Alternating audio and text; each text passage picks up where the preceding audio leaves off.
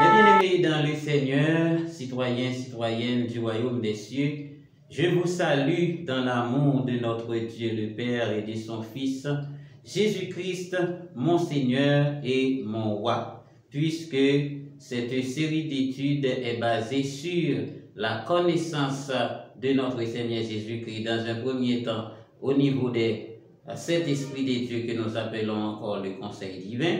Deuxièmement, dans son triple rôle au niveau de la Trinité, 1 comme le Logos, 2 comme le Réma et 3 comme celui qui se tient à la porte de la grâce comme étant l'avocat des chrétiens. Et troisièmement, la connaissance de Jésus-Christ dans ses trois grandes fonctions lors de sa mission terrestre. Amen, gloire à Jésus, gloire à Dieu. La fonction de grand prêtre, la fonction de prophète et la fonction de roi. En termes de résumé, c'est tout ce que vous devez savoir, mes frères et sœurs, mes amis dans le Seigneur.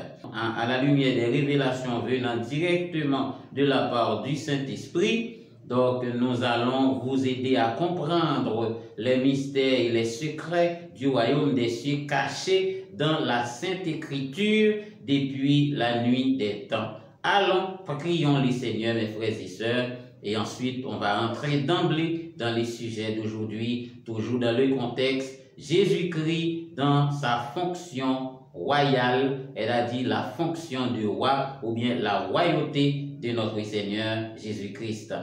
Amen, amen, amen. Notre Père qui es aux cieux, que ton nom soit béni, que ton nom soit glorifié, sanctifié et magnifié. Merci pour notre Seigneur Jésus-Christ, notre ami, notre Rédempteur et notre Sauveur. Merci pour son sacrifice à la croix qui nous donne garantie à la vie éternelle. Et merci pour le Saint-Esprit qui nous aide à comprendre la parole, qui nous donne des révélations. Ceux qui ont été cachés dans des chambres obscures, eh bien, le Saint-Esprit nous en donne des révélations. Merci Seigneur pour ta parole, merci pour le Saint-Esprit, merci pour Jésus et que ce moment soit béni pour chacun de nous au nom de Jésus-Christ. Amen, amen, amen, gloire à Dieu, merci Seigneur. Alors mes amis dans le Seigneur, comme je viens de le mentionner, pour parler de Jésus, donc il faut savoir dans quel contexte que vous parlez de ce personnage. Ce n'est pas sans raison que l'apôtre Paul nous dit que la prédication de la croix est une puissance pour ceux qui croient en Jésus-Christ, mais est une folie de l'autre côté pour ceux qui périssent. Amen. C'est parce que on ne peut pas parler de Jésus-Christ n'importe comment, parce que cela peut représenter une confusion pour les gens. Savez-vous que les pharisiens ne pouvaient pas le comprendre et beaucoup d'autres gens ne pouvaient pas comprendre Jésus. En voyant les miracles que Jésus opère, eh bien, ils le suivaient tout simplement. Mais ils n'avaient pas compris les enseignements de Jésus-Christ notre Seigneur sur le royaume des cieux. Donc, c'est vrai qu'on fait beaucoup de choses au nom de Jésus, on opère des miracles au nom de Jésus, mais nombreux sont ceux qui ne connaissent pas ce personnage dont je vous parle, qui est Jésus-Christ notre Seigneur, dans ses trois grandes fonctions terrestres, dans ses triples rôles au niveau de la Trinité, et étant que le Christ, le Logos, ou bien l'Esprit de sagesse, au niveau des sept esprits de Dieu. Alléluia, gloire à Jésus, merci Seigneur. Nous avons fait le décryptage et nous avons partagé également des révélations les plus pertinentes avec vous concernant ce personnage qui est si important pour nous les chrétiens, à savoir Jésus-Christ notre Seigneur.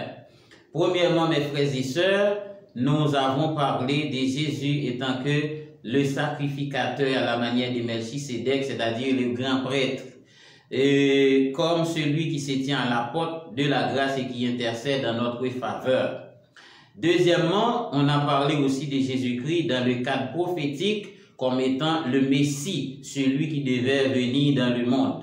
Et troisièmement, et c'est la partie cruciale de notre étude, Jésus-Christ comme étant le roi. Et c'est pourquoi dans la salutation, je vous ai dit que Jésus-Christ, mon ami, c'est-à-dire dans le contexte royal de Jésus-Christ, je suis son ami. Lorsqu'il joue le rôle du roi, je suis son ami. L'une des plus grandes révélations que je peux partager avec vous, c'est que j'ai été invité par mon ami Jésus dans une grande fête dans laquelle j'ai mangé avec lui, j'ai bu avec lui, j'ai parlé avec lui, j'ai dansé avec lui. Amen. Gloire à Jésus. Merci Seigneur. Et ensuite, il m'a donné des messages, il m'a donné des révélations. Donc ça, c'est un petit témoignage que je viens partager avec vous, mes frères et sœurs, mes amis dans le Seigneur. Alors, parlons de la fonction royale de notre Seigneur Jésus-Christ, comme on en a déjà dit beaucoup. Dans l'étude avant, j'ai parlé de la domination. La domination qui est le mot rada, c'est le mot rada de l'hébreu, donc qui traduit contrôler, assujetti, dominer, administrer, contrôler, etc. Et de l'autre côté, on a vu aussi le mot mamlaka de l'hébreu qui signifie royaume, comme souveraineté, domination, etc. Donc, c'est-à-dire que Jésus-Christ devrait venir dans la chair, eh bien, dans ces trois grandes fonctions. La fonction de grand prêtre, je le reprends, la fonction de prophète et la fonction de roi. Donc, allez, écrivez ça quelque part, s'il vous plaît, parce que nous ne pouvons pas continuer à faire des études comme des rituels de la religion. Donc, c'est-à-dire, si vous écoutez et que vous voulez apprendre, il faut noter quelque chose. Donc, allez, écrivez ça. Les trois grandes fonctions de Jésus-Christ étant que homme sur la terre, c'est premièrement la fonction de grand prêtre, la fonction de prophète et troisièmement la fonction de roi. Et c'est ce que nous traitons et c'est ce que nous parlons maintenant, la fonction royale de Jésus-Christ. Parce que lorsqu'il va revenir dans la fonction de roi. Ça, c'est un grand mystère, mes frères et sœurs. Il reviendra dans la fonction royale pour gouverner, pour administrer, pour gérer, pour contrôler, pour assujettir, pour dominer, fouler aux pieds à la gloire de notre Dieu le Père, le Dieu Tout-Puissant, l'alpha et l'oméga, le commencement et la fin. Amen. Gloire à Dieu. Merci Seigneur. Alors mes frères et sœurs, lisons la parole de Dieu pour continuer à parler de la fonction royale de Jésus-Christ.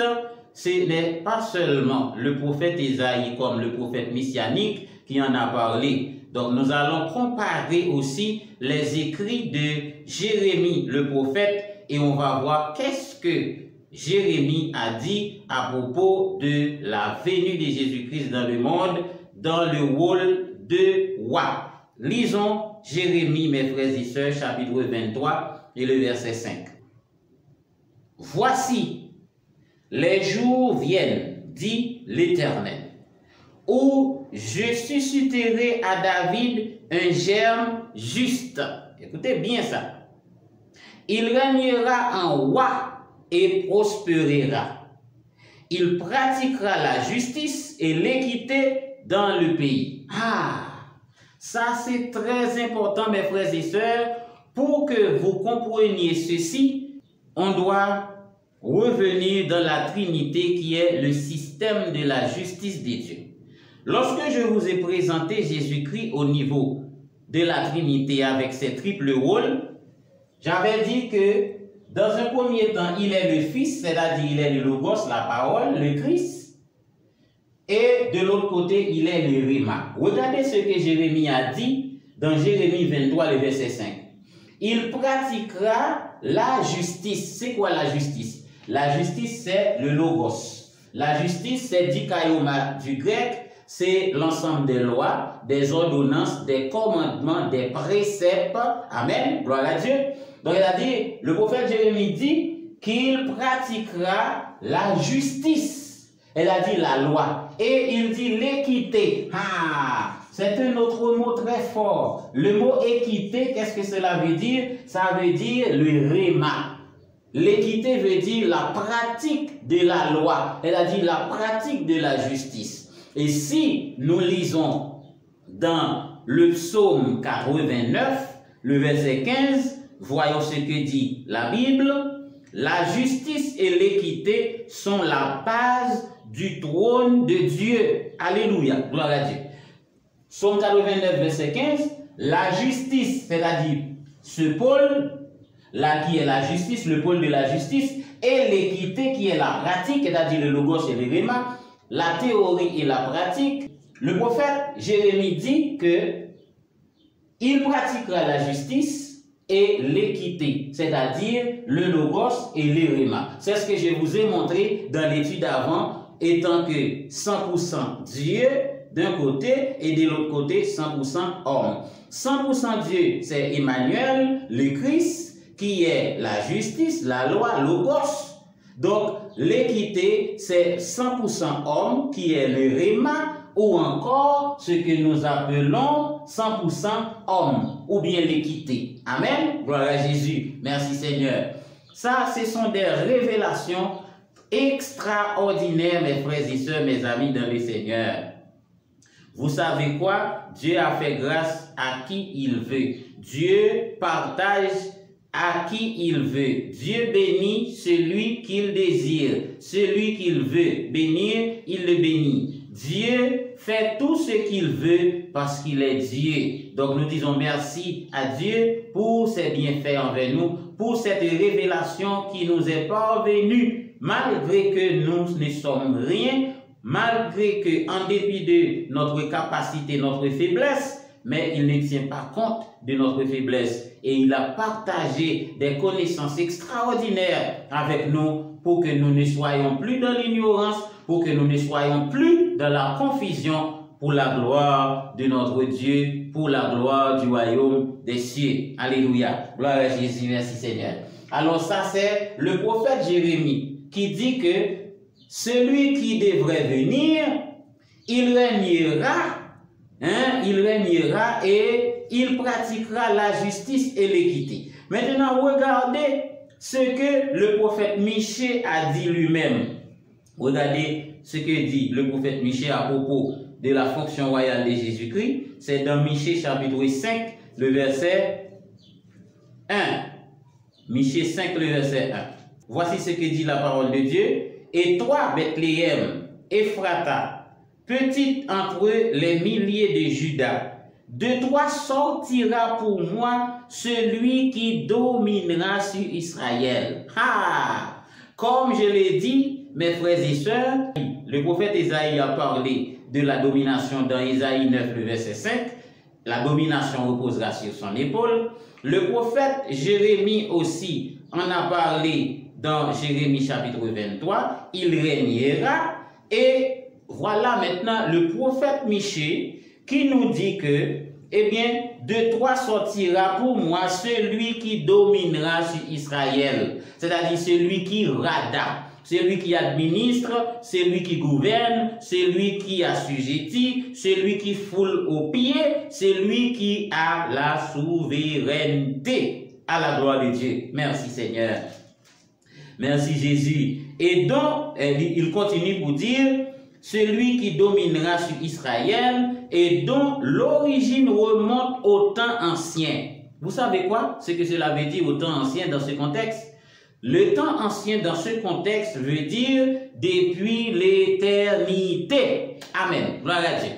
C'est-à-dire celui dont l'origine remonte au temps ancien, c'est-à-dire depuis l'éternité. Voyez-vous ça, mes frères et sœurs? Lorsque nous parlons de l'éternité, nous parlons de Christ au niveau des sept esprits de Dieu. Nous parlons de Christ comme étant l'esprit de sagesse, faisant partie du conseil des sept, les sept esprits de Dieu, ou bien le conseil de la divinité. Et à cette époque-là, à cette période-là, on appelle l'éternité, puisqu'on n'a pas encore commencé avec le temps.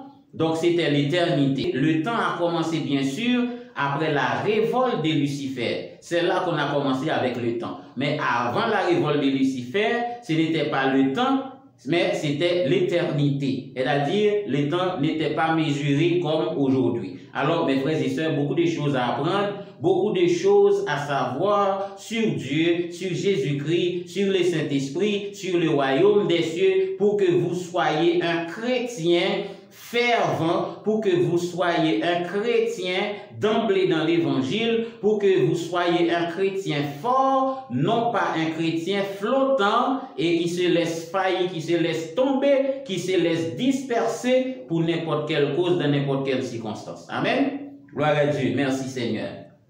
Ici, c'est la parole du prophète Jérémie qui nous dit que Jésus-Christ dominera et celui-ci est d'origine ancienne, c'est-à-dire celui-ci dont l'origine remonte au temps ancien, c'est-à-dire depuis l'éternité. Alors mes frères et sœurs, parler de Jésus-Christ, c'est un mystère.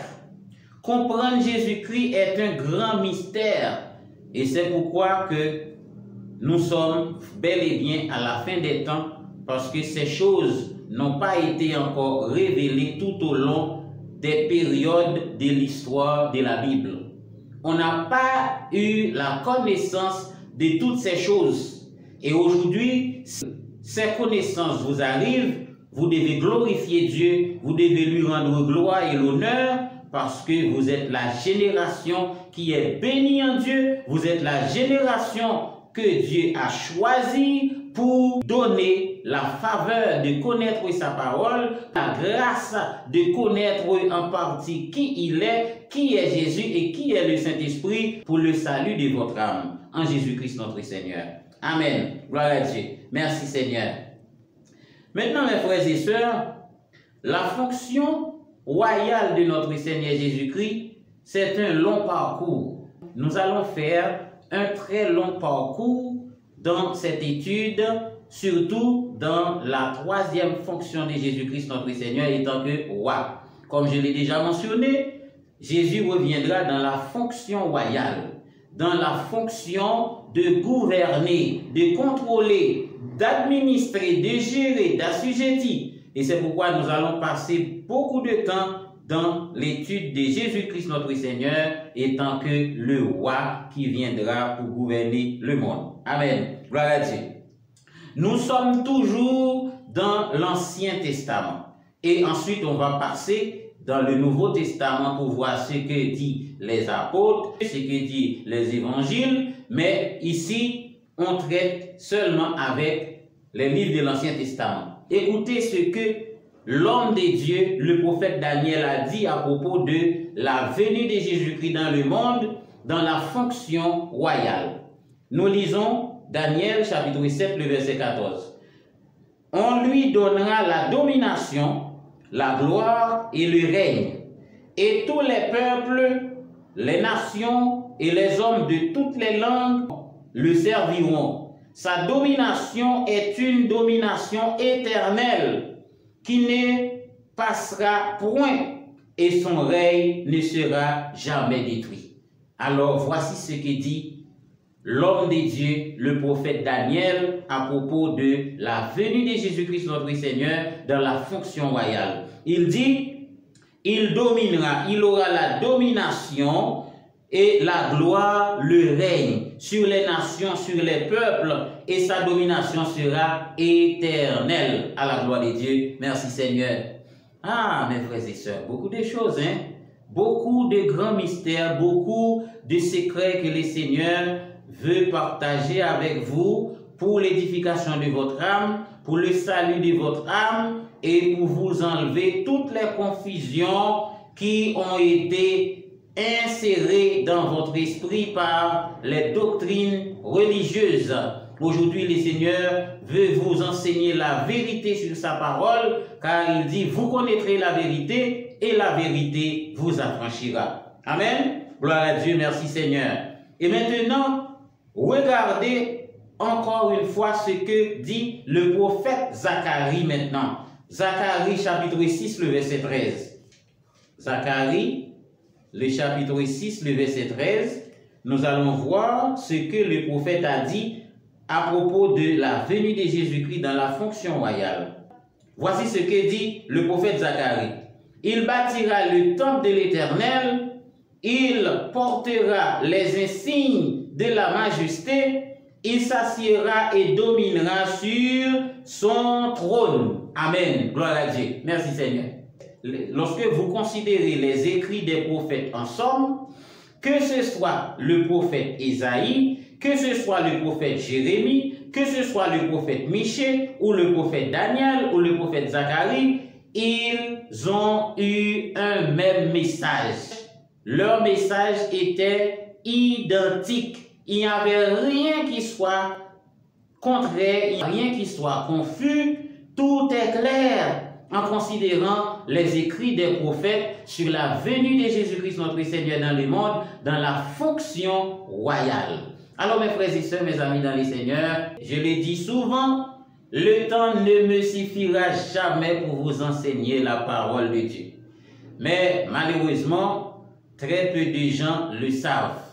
Donc, supportez le travail que je suis en train de faire, promotez le travail pour la gloire de Dieu. Si vous êtes là à peine, abonnez-vous et partagez nos vidéos à d'autres bien-aimés frères et sœurs.